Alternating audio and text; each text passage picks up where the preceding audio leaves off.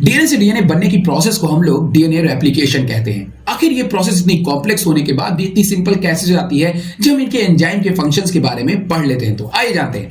DNA replication की शुरुआत होती है डीएनए में मौजूद ओआरआई रीजन से। ओआरआई रीजन पे सबसे पहले आकर के हेलिकेज एंजाइम आता है और दो स्ट्रैंड के बीच में बने हुए जो हाइड्रोजन बॉन्ड है उन्हें ब्रेक कर देता है। हाइड्रोजन बॉन्ड को ब्रेक करते ही दोनों स्ट्रैंड अनवाइंड होते हैं। तो जिस समय दोनों स्ट्रैंड जहां पे अनवाइंड होते हैं वो एक वाई शेप का स्ट्रक्चर बनाते हैं। जहां पे डीएनए वाई शेप का स्ट्रक्चर बनाना शुरू करता है उसी एरिया को हम लोग रेप्लिकेशन फॉर कहते हैं। जब दोनों स्ट्रैंड बिल्कुल अलग हो जाते हैं तो एक स्ट्रैंड होता है 5 प्राइम टू 3 प्राइम और दूसरा स्ट्रैंड होता है 3 प्राइम टू 5 प्राइम। अब इन दोनों स्ट्रैंड में एक नया स्ट्रैंड बनना है और नए स्ट्रैंड को बनाने के लिए हमें जरूरत पड़ेगी डीएनए पॉलीमरेज की, जो नए न्यूक्लियोटाइड ऐड करेगा। लेकिन सबसे पहले डीएनए पॉलीमरेज बाइंड करे तो कहां करे? इसके लिए हम सबसे पहले वहां पे एक छोटा सा आरएनए का फ्रेगमेंट ला करके जोड़ते हैं, जिसे हम आरएनए प्राइमर कहते हैं। इसे प्राइमेज एंजाइम लेकर के आता है और आरएनए प्राइमर जो होता है आरएनए प्राइमर को वहां ला करके जोड़ देता है। आरएनए प्राइमर हमारे डीएनए पॉलीमरेज के लिए स्टार्टिंग पॉइंट प्रोवाइड कराने का काम करता है। फिर उसके बाद आता है हमारा डीएनए पॉलीमरेज और डीएनए पॉलीमरेज लगातार न्यूक्लियोटाइड को ऐड करना शुरू करता है। माफ करिएगा, लगातार केवल एक स्ट्रैंड पे।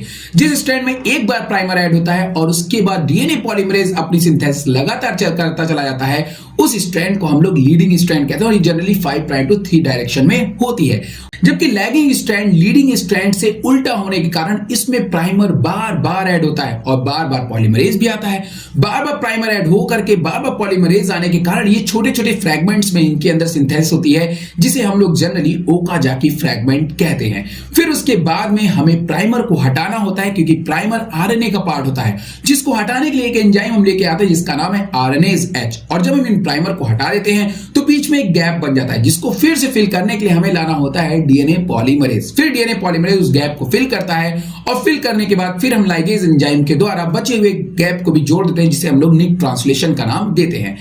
फिर अगर मान लीजिए कि आपके डीएनए में किसी तरह की प्रॉब्लम्स है तो उस प्रॉब्लम को फिक्स करना ही कहलाता है प्रूफ रीडिंग। और इसको प्रूफ रीडिंग को फिक्स करने के लिए भी या डीएनए की गलतियों को फिक्स करने के लिए भी डीएनए पॉलीमरेज का ही इस्तेमाल किया जाता है। ई कोलाई अपने डीएनए रेप्लिकेशन को 18 मिनट में कंप्लीट करता है, मतलब 2000 बेस पेयर को पर सेकंड जोड़ने का काम करता है।